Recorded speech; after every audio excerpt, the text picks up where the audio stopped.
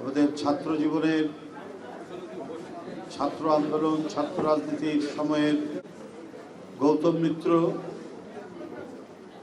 বারবার একতার সাথে যারা পালন করেন, আমার ভাতিজি বা সন্তান সমতুল্য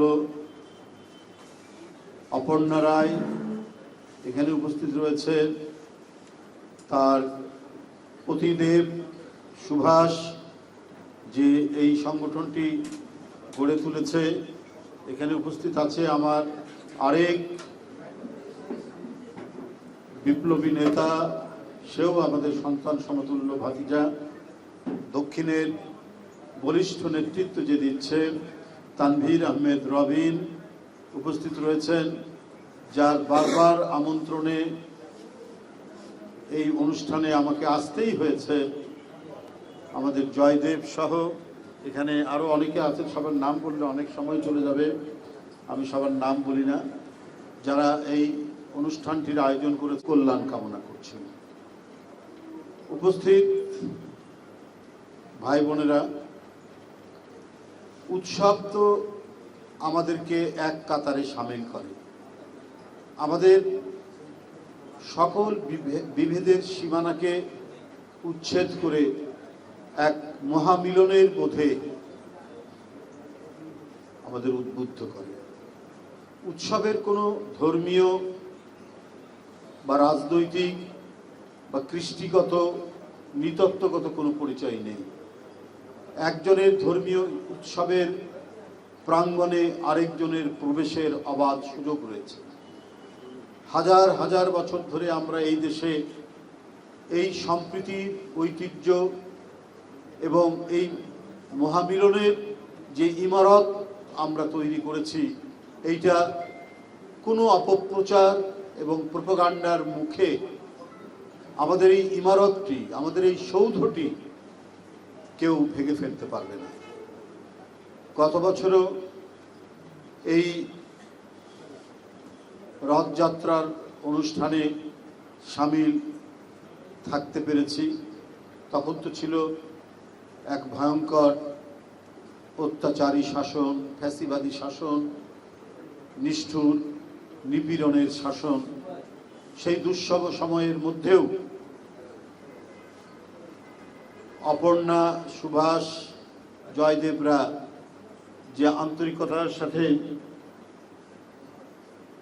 এবং সাহস নিয়ে তাদের এই উৎসবের অনুষ্ঠানটি করেছিলেন। আজকে কিছুটা মুক্ত পরিবেশ,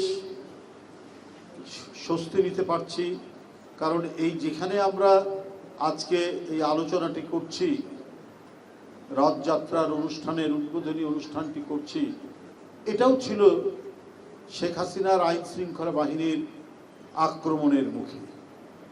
এখানে ঢুকতে যাওয়া যেমন কঠিন ছিল, ঢুকতে আসা যেমন কঠিন ছিল, এখান থেকে বেরোনোও তেমনি কঠিন ছিল।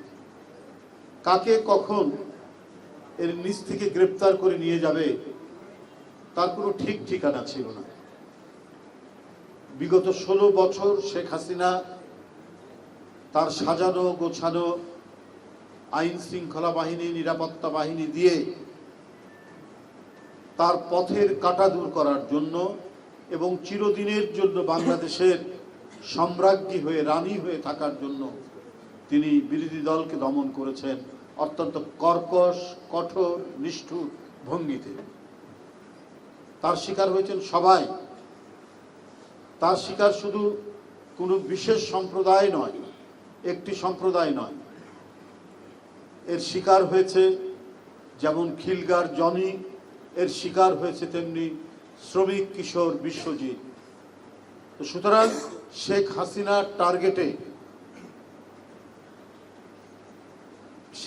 টার্গেট ছিল গণতন্ত্র।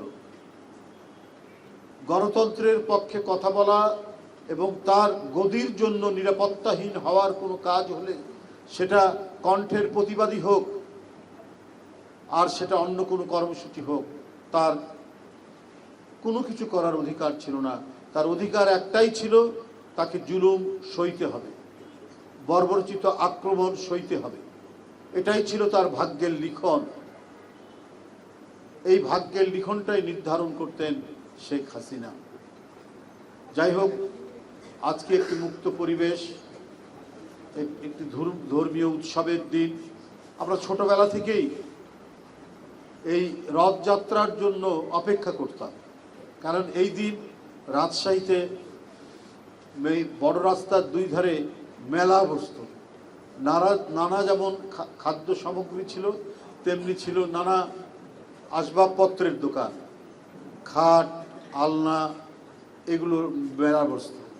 এবং এই মেলার এই সমস্ত জিনিসপত্রের দাম ছিল কম, তাই সব সম্প্রদায়ের মানুষরা অপেক্ষা করত এই রথযাত্রায় যে মেলাটি বসত সেই মেলাটিতে জিনিসপত্র কেনা।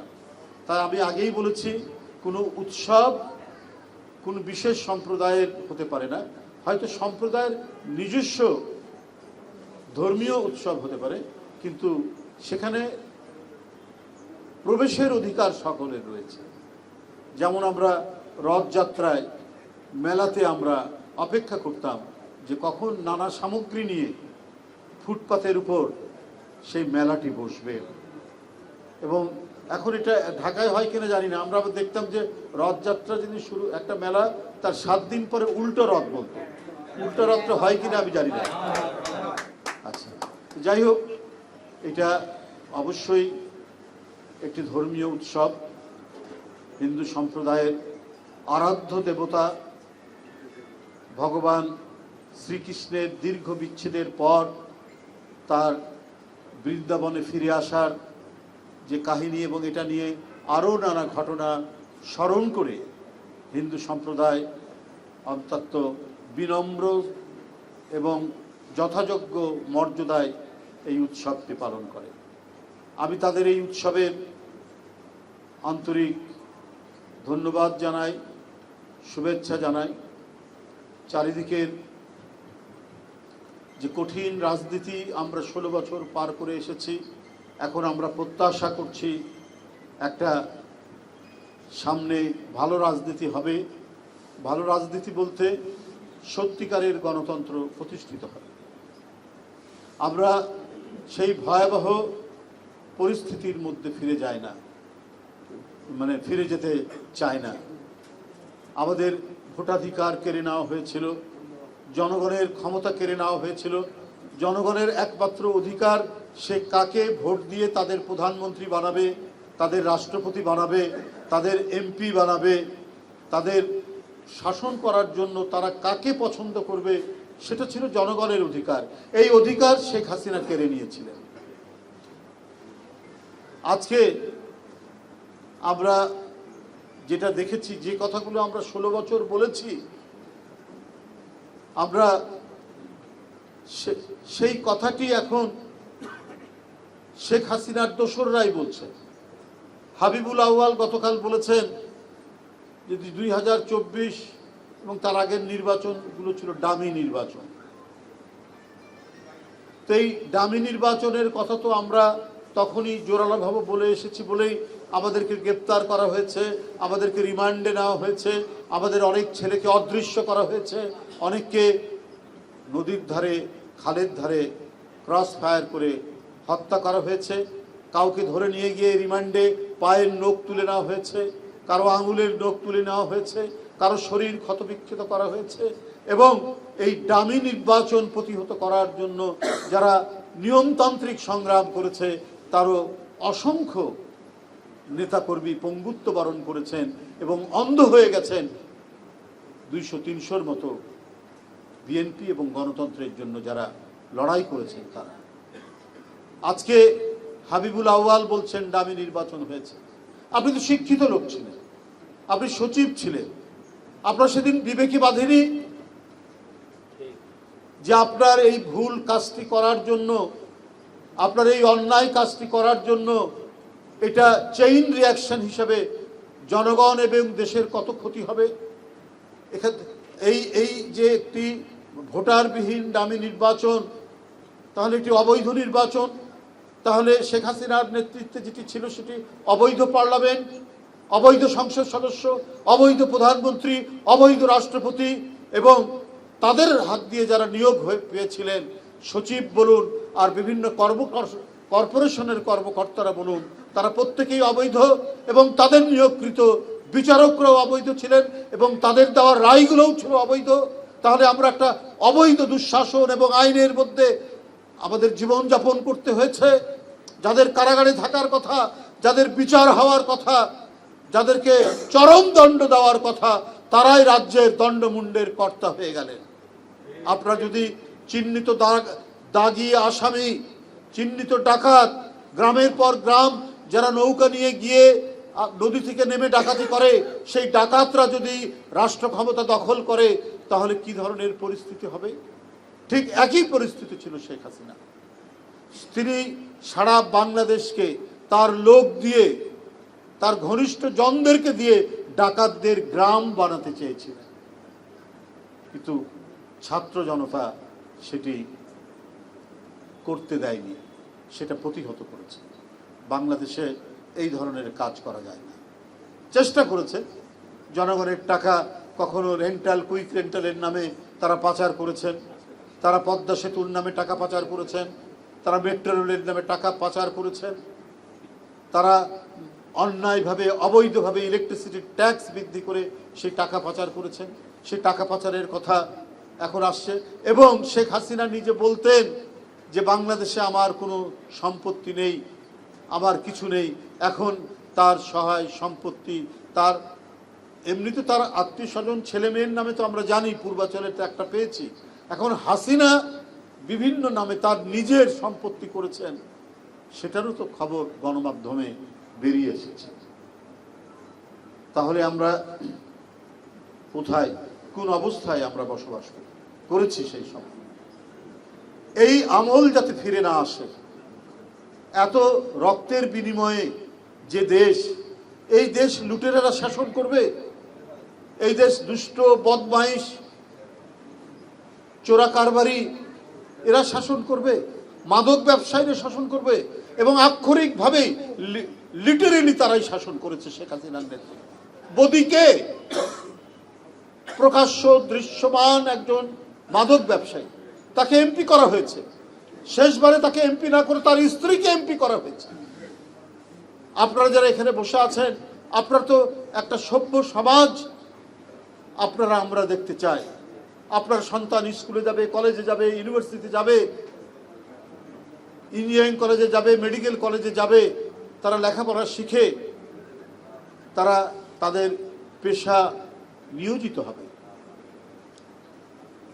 এবং দেশটি হবে দিনকে দিন সমৃদ্ধতর জায়গায় যাবে। তা না করে যদি আপনার মাদক সেবীরা এমপি হয়, মানব পাচারকারীরা এমপি হয়, হয়েছে।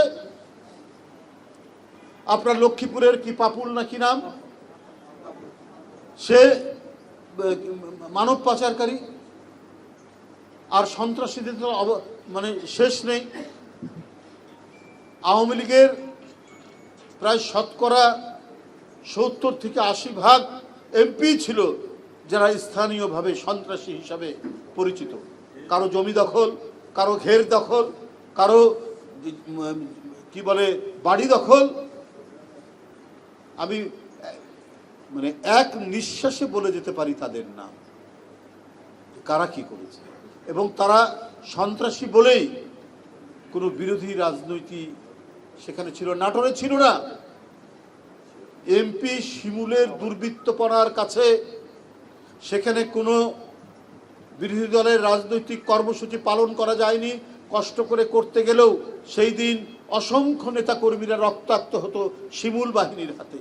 এরকম শিমুল বাহিনী, এরকম শাহিন চাকলাদার বাহিনী বাংলাদেশের জেলায় জেলায় গঠন করা হয়েছিল মাফিয়া গডফাদার হিসাবে। সেই দিনের যেন প্রত্যাবর্তন না ঘটে। এই জন্য আমরা বারবার বলেছি যে অনেক সুবিধা নেওয়া প্রশাসনের লোকরা ঘাপটি মেরে আছে। প্রথম থেকে বলেছি, তারা কিন্তু নানাভাবে নানা কায়দায় আপনার সহায়তা করবে। আপনি দেখেছেন না, শেখ হাসিনা পালিয়ে যাওয়ার 15-20 দিনের মধ্যে গোপালগঞ্জে স্বেচ্ছাসেবক দলের এক নেতাকে তারা হত্যা করল। তো এটা কেন? নিশ্চয়ই প্রশাসনের মধ্যে ঘাটতি মারা লোক ছিল। পালিয়ে যাওয়ার পরেও তারা এটা করতে পারছে না। তাদের কাছে অনেক টাকা আছে, তাদের কাছে অবৈধ অস্ত্র আছে।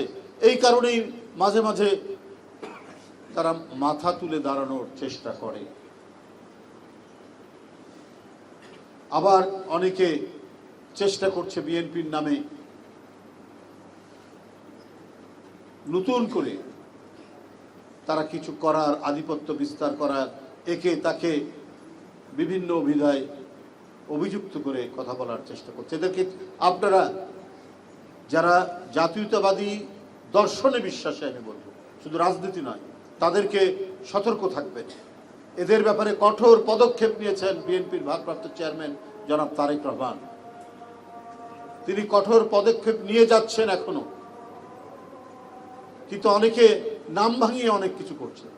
এই যে আমরা শুনেছি ইনকাম ট্যাক্স অফিস এবং ইনকাম ট্যাক্স, এইখানে একজন ব্যক্তি বিএনপির নাম ভাঙিয়ে আন্দোলন করছেন। এই আজকে চেয়ারম্যানকে সরাবেন, কালকে এই করবেন। এটা কেন? তাকে কে দায়িত্ব দিবে? আমি তো সিনিয়র যুগ্ম মহাসচিব, আমি তো জানি না। আপনি নিজেই বিএনপির নাম ভাঙিয়ে আপনি আন্দোলন শুরু করে দিলেন একটা অফিসে। সেখানে তো আমাদের আরো অনেক বিএনপির নেতৃবৃন্দ আছেন, তারা তো জানে না। বিভিন্ন ক্ষেত্রে, বিভিন্ন ডিপার্টমেন্টে এই ধরনের একটা মানে সুবিধাবাদী গোষ্ঠী, একটা চক্র, তারা নানাভাবে বিভ্রান্ত করার চেষ্টা করছে। এ ব্যাপারে সবাইকে সতর্ক থাকতে হবে। আমরা সরকারের সমালোচনা করি, অন্তর্বর্তীকালীন সরকার তো হচ্ছে বিএনপির এবং সমস্ত গণতান্ত্রিক রাজনৈতিক দলগুলোর সমর্থিত সরকার। তারা সংস্কার করে দ্রুত নির্বাচন তারা দিবেন, বা দ্রুত নির্বাচন নয়, যৌক্তিক সময়ের মধ্যে নির্বাচন তারা দেবেন। আমরা তাদের উদ্যোগ, ভূমিকা, বিশেষ করে প্রধান উপদেষ্টা লন্ডনে গিয়ে আমাদের ভারপ্রাপ্ত চেয়ারম্যান সাহেবের সাথে দেখা করেছেন। অন্যান্য যেগুলো ভালো কাজ, সমস্ত ভালো কাজের আমরা সমর্থন করছি, কিন্তু যেখানে ত্রুটি দেখছি, যেখানে সমালোচনা করা দরকার, সেখানে আমরা সমালোচনা করছি। সুতরাং আজানের জন্য 1 মিনিট। হ্যাঁ বন্ধুরা, তাই বলি যে অনুমতি ছাড়া, বিএনপি হাইকমান্ডের অনুমতি ছাড়া বিএনপির নামে কেউ এই সরকারি কোনো ডিপার্টমেন্টে আন্দোলনের নামে কেউ যদি কোনো নৈরাজ্য করে, সে তারা বিএনপির কেউ না। এইটা আপনাদের মনে রাখতে হবে। আমি এই ইনকাম ট্যাক্স ডিপার্টমেন্টে যেরকম হচ্ছে, এইরকম অন্য কোনো সরকারি প্রতিষ্ঠানে কেউ যদি করে, যদি এটা যদি ন্যায়সঙ্গত হয়, এটা যদি এই ব্যাপারে সাপোর্ট থাকে দলীয়, সেটা ভিন্ন ব্যাপার। কিন্তু যেখানে সাপোর্ট নাই, নিজেদের ফায়দা তোলার জন্য এই কাজ করলে সেটি হবে না। আমি আজকে এখানে হিন্দু সম্প্রদায়ের ভাইরা যে উৎসবের এই দিনে রথযাত্রার যে কর্মসূচি গ্রহণ করেছেন, এই মঞ্চে যারা এখানে উপস্থিত রয়েছেন, তাদের সবাইকে আমি আন্তরিক ধন্যবাদ জানাচ্ছি। আবারও তাদের আজকে এই তাদের উৎসব এবং ধর্মীয় পবিত্র দিনটি তাদের জীবনে সাফল্য নিয়ে আসবে, তাদের প্রত্যেকের জীবন আলোয় ভরে তুলুক, এই কামনা করে আমি আমার বক্তব্য